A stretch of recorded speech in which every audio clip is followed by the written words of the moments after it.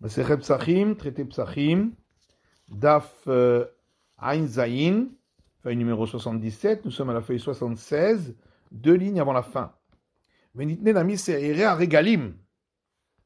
La Gemara demande pourquoi la Mishnah n'a-t-elle pas également recensé dans les cas des sacrifices qu'on peut offrir lorsque l'ensemble de la communauté ou la majorité de la communauté est impure, et donc qui repousse l'impureté qu'on peut offrir dans l'impureté. Pourquoi n'a-t-on pas cité les boucs offerts pendant les fêtes? Attendez les Ifreshal Metzibour. La Gemara répond, ben voilà, on a déjà enseigné dans la Mishnah les sacrifices pacificatoires du public qui sont offerts pendant la fête de Shavuot, et donc ça s'applique également pour ce type de sacrifice. La Gemara dit, mais si c'est ainsi, on n'avait qu'à donc pas non plus parler des boucs des Néoménies. Pourquoi as-tu eu besoin de les enseigner dans la Mishnah d'Atanazi Fresh Shalmet Tzibour, puisque la Mishnah a déjà enseigné les sacrifices pacificatoires du public? On répond que les boucs des Néoménies, on avait besoin de les enseigner. Parce qu'on aurait pu croire que pour la Néoménie, il n'est pas écrit le terme Moed, qui veut dire une fête à date fixe. Or, c'est de ce mot-là qu'on apprend que ça repousse l'impureté. C'est pourquoi la Mishnah vient nous dire que la Néoménie également s'appelle fête à date fixe, qui est Abaye, comme a dit Abaye. D'Amar Abaye Tammuz de Aïshata Melouye Malyuha. Car Abaye a dit, le mois de Tammuz, de cette année où Moshe a envoyé les explorateurs, il était de 30 jours, donc c'était un mois plein, alors que normalement il est de 29 jours, afin que lorsqu'ils sont revenus au bout de 40 jours, ce soit le 9 Av, et que c'est ce 9 Av qui est donc la date funeste de la destruction des temples d'Irtiv, comme il est écrit, Kara Alaim Moed Lishbo Bachorai, dans les Lamentations, il a appelé pour moi la fête à date fixe, la Néoménie, afin de détruire les jeunes gens au moment de la destruction du temple. Les mêmes rats des Kulhum et Moed Atou. La Gemara dit donc que ça veut dire que tous ces cas-là de sacrifices qu'on peut offrir, sacrifice public qu'on offre dans l'impureté, on l'apprend de ce mot-là, Moed, qui veut dire fête à date fixe, Minan Emile, d'où le sait-on. Netanu Rabanan, car nos sages ont enseigné dans une braïta. D'abord Moshe et Moadé Hashem, il est écrit dans le verset, dans Lévitique, après avoir parlé des fêtes, et Moïse a parlé des fêtes à date fixe de l'Éternel. Matabouloma, qu'est-ce que le verset vient nous enseigner, puisqu'on vient de nous rapporter donc toutes les règles de ces fêtes. Le fiche l'Olamad Nouela Letami de Pessah. C'est parce que, jusque-là, nous ne savions que pour le sacrifice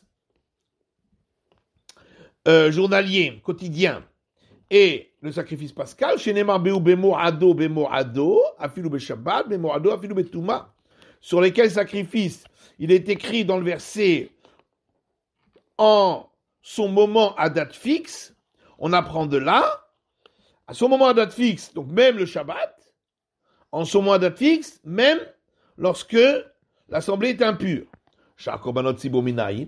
Maintenant, d'où le sait-on pour les autres sacrifices du public?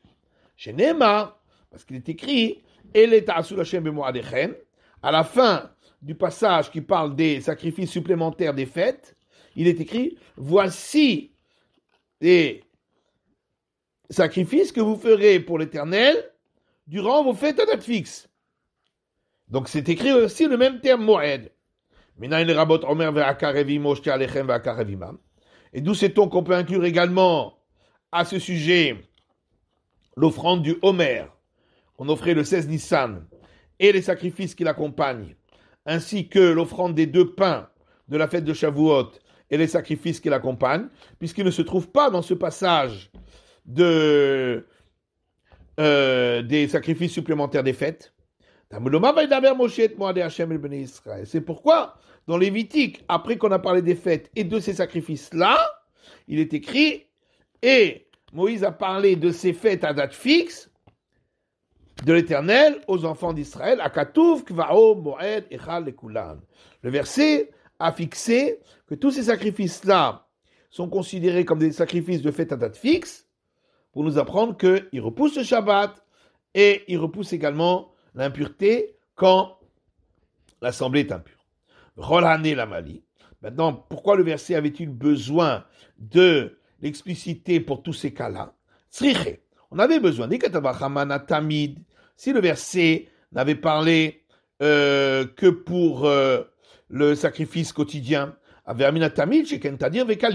je dis oui, sacrifice quotidien, effectivement, il repousse le Shabbat et l'impureté parce que il est important puisqu'il est tous les jours et il est offert en entier sur l'autel. Aval Pesachlo, mais le sacrifice pascal, lui, peut-être pas. Kamash parlant, c'est pourquoi on avait besoin de le répéter pour le sacrifice pascal. Mais Katavachamana Pesach, si on l'avait écrit uniquement pour le sacrifice pascal, on aurait pu croire Pesach chez Anouch Karet, que c'est seulement pour le sacrifice pascal, parce que il est important, puisque celui qui n'apporte pas le sacrifice pascal est punissable du retranchement. Aval Tamid et En Anouch Karet, par contre, pour le sacrifice quotidien, celui qui l'apporte n'est pas punissable du retranchement, et malo, j'aurais pu croire que celui-ci ne repousserait pas le Shabbat ni l'impureté, Kamash Palan, c'est pourquoi on nous a appris que non. Et si le verset l'avait écrit que pour ces deux sacrifices, j'aurais dit c'est seulement pour ces sacrifices-là, parce que ils ont chacun son point de sévérité. Tamid, c'est-à-dire Vechalil, pour le sacrifice quotidien, il vient tous les jours et il est offert entièrement sur l'autel. Pesach Shur Anouch Karet, pour le sacrifice pascal, parce que celui qui ne l'offre pas est punissable du retranchement. Avachar Kodom Vanut Tzibour, et Malo.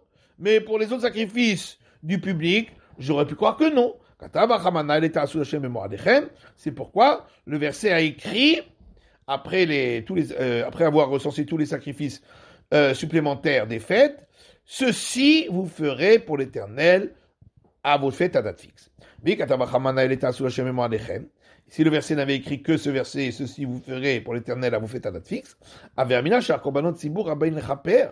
j'aurais dit, ça s'applique uniquement pour ces autres sacrifices du public qui viennent pour l'expiation.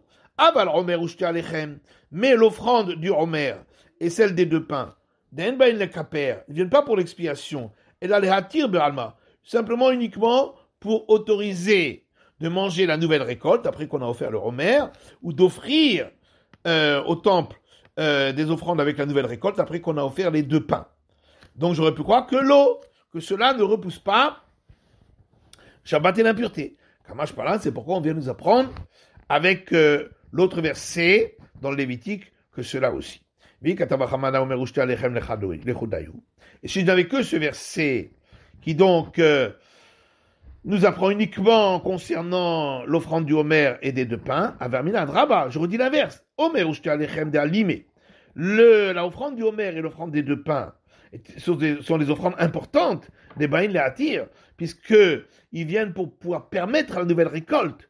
Aval Hanar, mais les autres sacrifices des fêtes, j'aurais pu croire que non, cela ne repousse pas Shabbat ni l'impureté, sont moins importants. Kamash Palan, c'est pourquoi vient l'autre verset pour dire que cela aussi, on applique cette règle. Savroua. Alors, les sages qui étaient réunis ensemble avaient pensé de le couler alma tum'a dechouya ibetzibur. Que d'après tout le monde, l'impureté n'est que repoussée lorsque il s'agit de sacrifice public.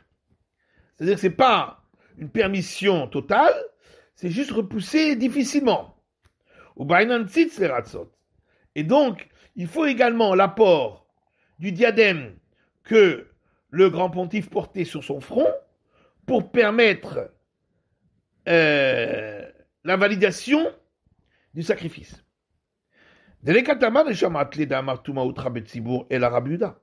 Parce que le seul que tu as entendu qu'il pense que l'impureté est complètement autorisée pour le sacrifice public, c'est seulement Rabbi Yehuda. De Tanya, parce qu'il y a une braïta qui dit Tzitz ben shesho al mitzro, ben shedo al mitzro, martse. Le diadème que porte le grand pontife, qu'il soit sur son front ou qu'il ne soit pas sur son front, il permet d'agréer le service et les sacrifices qui ont été faits dans la pureté. D'ivrei Rabbi Shimon. Ça, c'est l'avis de Rabbi Shimon. Rabbi Yehuda Omer, Odeo al mitzro martse, en odeo al mitzro, eno martse. Rabbi Yehuda dit, si le diadème est sur son front, alors il permet l'agrément même dans l'impureté, mais s'il n'est pas sur le front, il ne le permet pas. Alors Rabbi Shimon Kohen Gadol B'Yom Kippur Nochiach. Alors Rabbi Shimon lui a dit, mais le grand pontife, le jour de Kippour, est une preuve pour mon opinion, chez Eino al Mitzro, puisque ce jour-là, lorsqu'il est avec ses vêtements blancs, il ne porte pas le diadème sur son front, puisqu'il ne peut pas porter d'or, ou martse, et malgré tout, si il y a des sacrifices qui ont été offerts dans l'impureté, malgré tout, ils sont agréés grâce au diadème. Amalo hanach yom kippourim.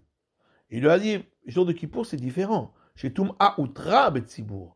Car l'impureté est complètement autorisée de manière totale quand il s'agit de sacrifices publics. Et donc là, on n'a pas besoin du diadème.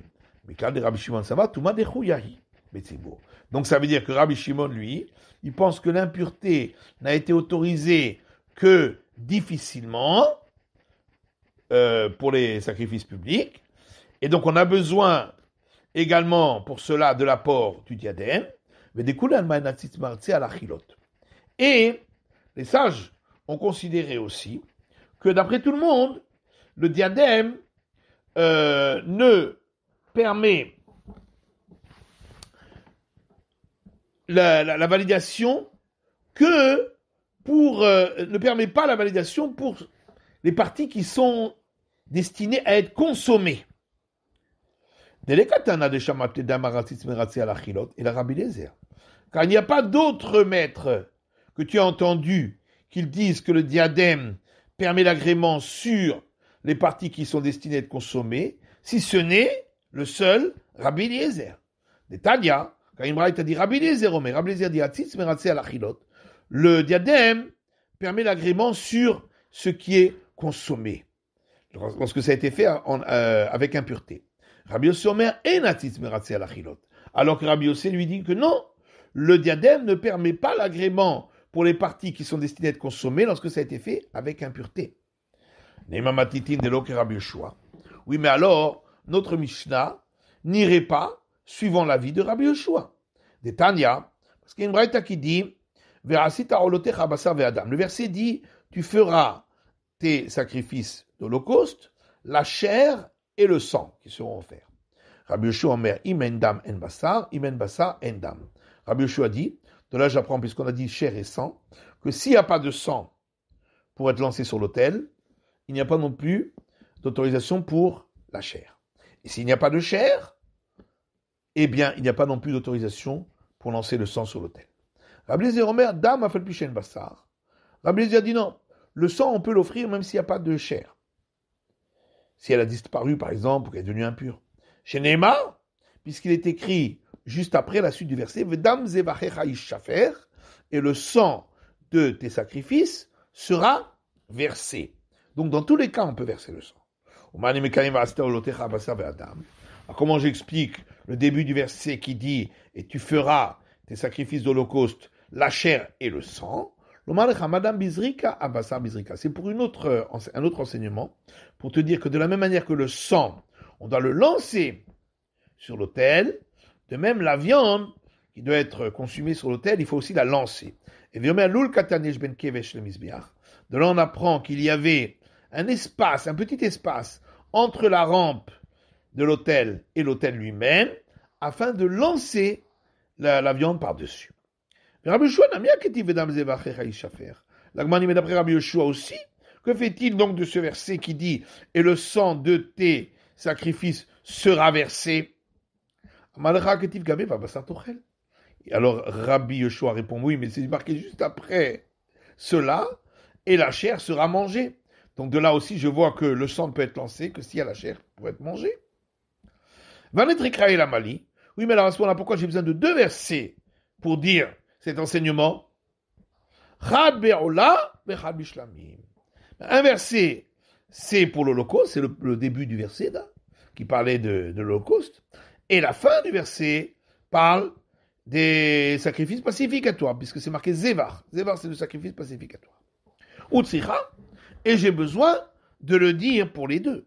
Car si la Torah l'avait écrit que pour l'Holocauste, avait Amina, Olahi de Hamira, Shiken Khalil, j'aurais dit c'est que l'Holocauste qu'il faut le sang pour qu'il y ait la viande, ou la viande pour qu'il y ait le sang, parce que l'Holocauste a des règles très sévères, puisqu'il est offert entièrement sur l'autel. Aval Shlamim de l'Hamire, mais le sacrifice pacificatoire qui est moins sévère, puisqu'il y a une partie qui est consommée, et malo, j'aurais pu croire que non.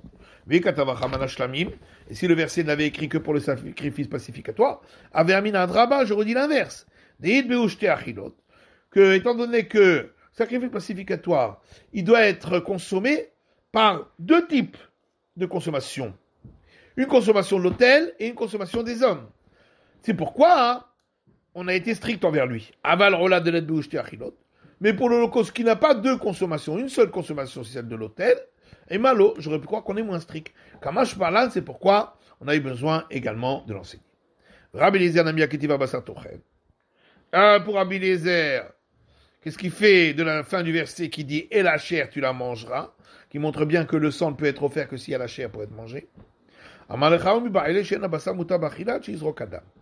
Il te répond que ça c'est venu pour m'enseigner autre chose, que on ne peut manger la chair qu'après qu'on ait lancé le sang sur l'autel. Oui, mais alors à ce moment-là, peut-être tout le verset n'est venu que pour cela. Et donc d'où on sait qu'on peut offrir le sang même s'il n'y a pas de chair.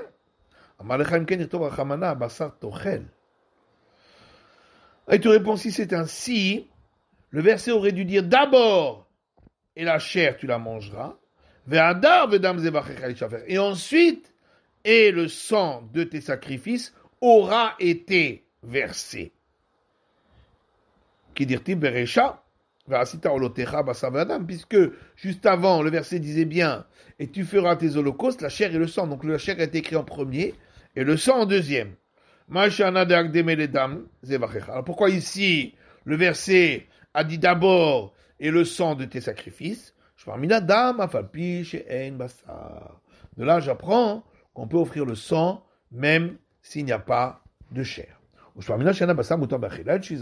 puis on apprend également, comme on l'a vu, qu'on ne peut manger la chair avant qu'on ait lancé le sang sur l'autel. Rabbi Yoshua lui dit, j'ai pas besoin d'inverser pour cela. Pour dire que la chair ne peut être mangée tant qu'on n'a pas lancé le sang, je la prends par un argument a fortiori.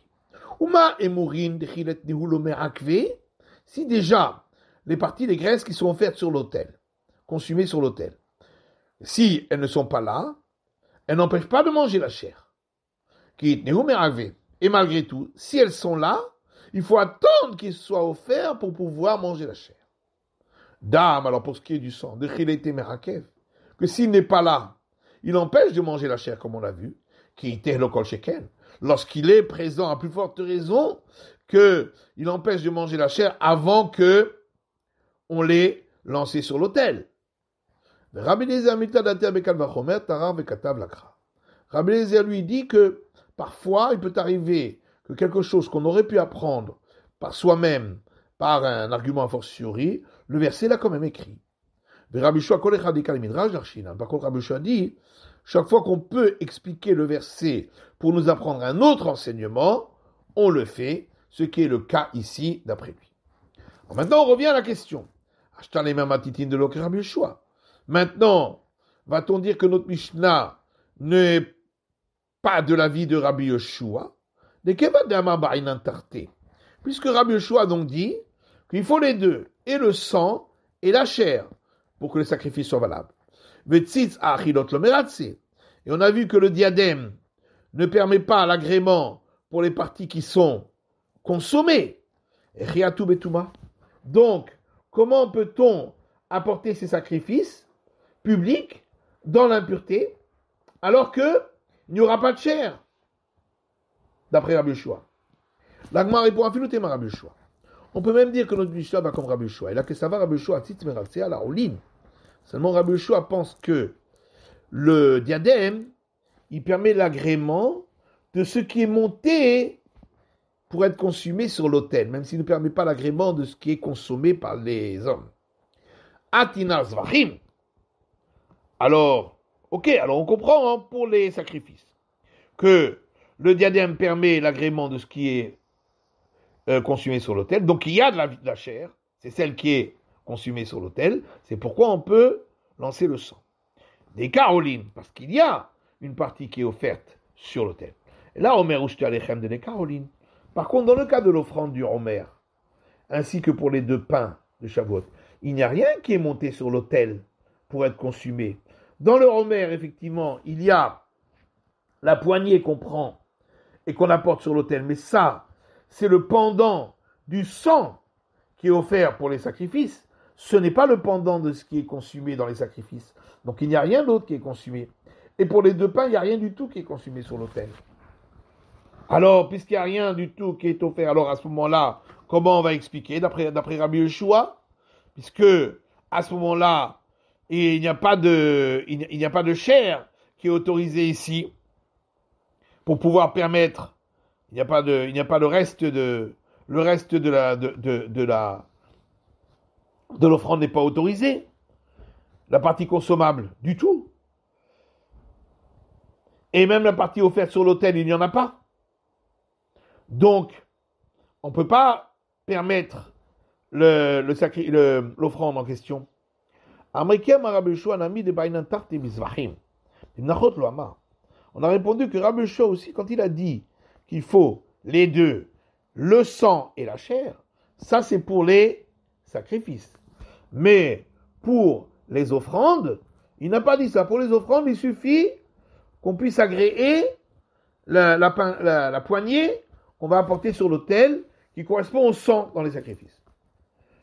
Et est-ce que vraiment, pour les offrandes, il n'a pas dit cela?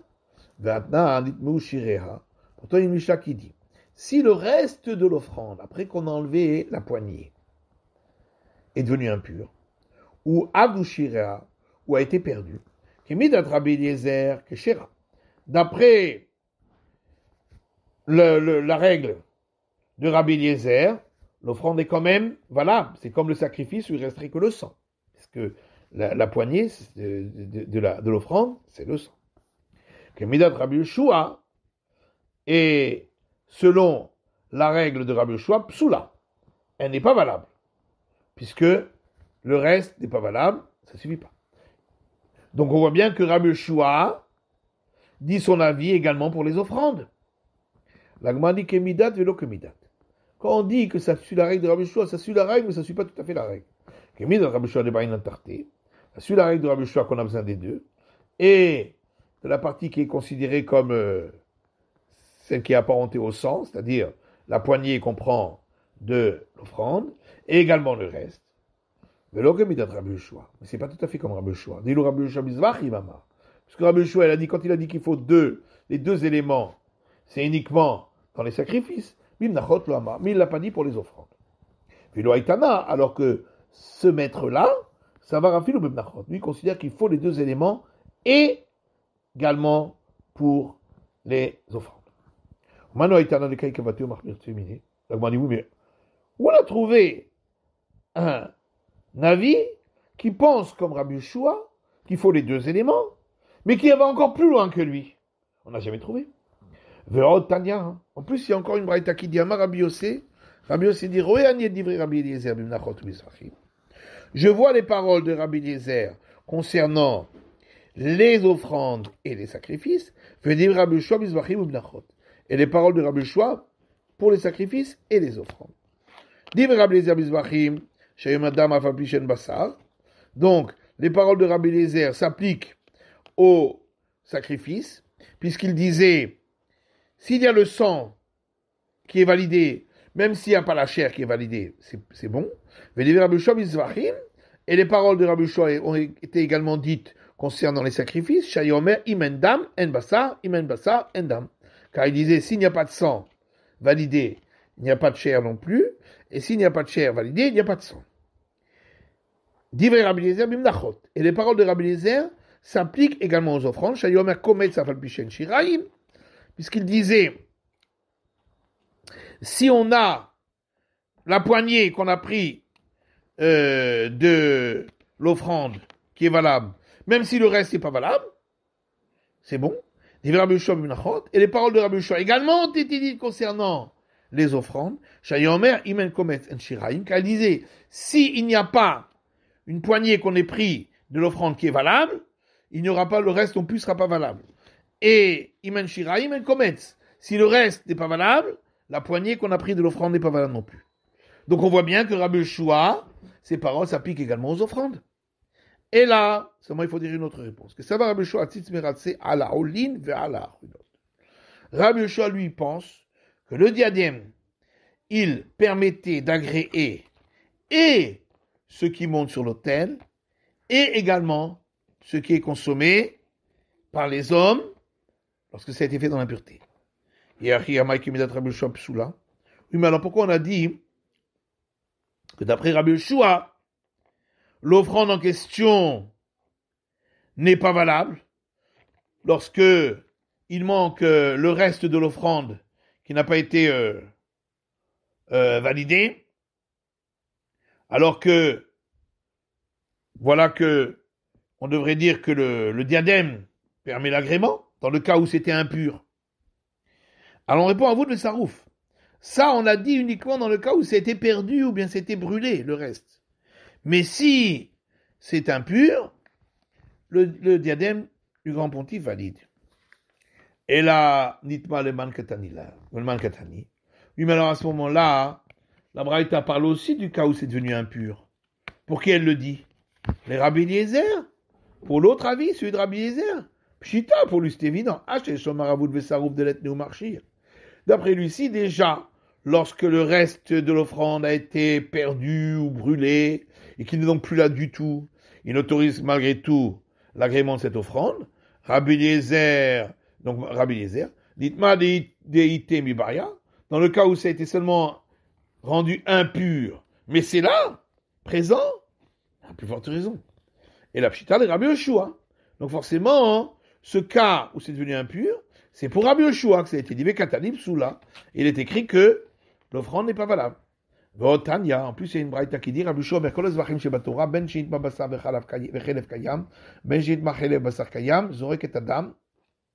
Rabbi Yoshua dit, pour tous les sacrifices de la Torah, que ce soit dans le cas où c'est la chair qui est devenue impure, et la graisse qui est offerte sur l'autel, elle est pure. Ou que ce soit le cas inverse, où c'est la graisse qui est devenue impure et la chair qui est consommée par les hommes est pure, dans tous les cas, on pourra lancer le sang, puisque l'un des deux est présent, donc il y a de la chair. Aval nitme ou tarvayu, mais si les deux sont devenus impurs, donc il n'y a pas de chair du tout, l'eau, dans ce cas-là, on ne pourra pas lancer le sang sur l'autel. Alma kisava Rabbi Yoshua et natit meratse ala rolin. Donc on voit bien que d'après Rabbi Yoshua, le diadème ne permet pas l'agrément de ce qui est monté sur l'autel, velo ala achilot, ni sur ce qui est consommé. Car sinon, pourquoi dit-il que on ne peut pas lancer le sang? Et là, l'olam Rabbi Yoshua, on peut toujours dire que notre Mishnah, matnitin, notre Mishnah va comme Rabbi Yoshua. Velo caché, après question, kan nechatrila kan di avad. Quand on a vu d'après Rabbi Yoshua que on ne peut pas offrir lorsque le reste, ou bien le reste de l'offrande, ou bien les parties, donc la chair du sacrifice et les graisses du sacrifice sont impures, ça c'est seulement a priori, on ne peut pas le faire. Mais a posteriori, dans le cas des sacrifices publics, on permettra. Qui a Rabbi Yoshua le chatrila, dit Ivedlo. Rabbi Yoshua, il n'a parlé qu'à priori, mais pas a posteriori. Et d'où sait-on que, d'après Rabbi Yoshua, il y a une différence entre si c'était a priori d'interdire de l'offrir et a posteriori que si on a offert, c'est valable. Tania, parce qu'il y a une braïta qui dit, pas bassar rocher nifsal, si la chair est devenue impure ou qu'elle est devenue impropre à la consommation, chez Al-Sahut Seklaim, où elle est sortie à l'extérieur des limites du sanctuaire, Rabbi Eliezer Omer, Yizarek. Rabbi Eliezer dit, on pourra quand même lancer le sang. Rabbi Shomer, Lo Yizarek. Et Rabbi Shua ne permet pas de lancer le sang, comme on l'a vu, ou modé Rabbi Shua, il nous a raconté ça. Mais Rabbi Shua est d'accord que si ça a été lancé, c'est quand même agréé. Alors l'Agma a dit deux questions. Chada de Psula, dit Aved Mashma. Premièrement, hein, ça marche pas parce que quand Rabbi Eliezer a dit dans la Braïta qu'on avait vu plus haut que c'est impropre, si le reste de l'offrande est impur, ça veut dire que c'est même pas valable a posteriori. A priori, il faut dire cela. En plus, quand la Mishnah a dit qu'il y a 5 cas où on peut offrir dans l'impureté, il semblerait que c'est même a priori qu'on peut le faire. Donc, toi, tu dis que c'est seulement a posteriori, d'après Rabbi Shua. Et la lokashia. Seulement, il faut répondre différemment. Kan beyachid, kan betzibur. Il y a une différence quand c'est le sacrifice du particulier, où là, effectivement, même Rabbi Yoshua est d'accord que le diadème du grand pontife permet l'agrément même de ce qui est consommé, mais seulement a posteriori, quand il a été offert, mais pas a priori. Kan betzibur, alors que lorsqu'il s'agit de l'assemblée, où là on a la règle Touma Outra betzibur, que l'impureté a été autorisée, ou même, voire même elle n'a pas été autorisée, mais repoussée dans le cas où il s'agit d'un sacrifice public, eh bien dans ce cas-là, en plus, puisqu'on a en plus l'agrément du diadème, on permettra même a priori d'offrir les sacrifices dans l'impureté. C'est la fin de l'étude de la feuille numéro 77 d'Afraïn Zain.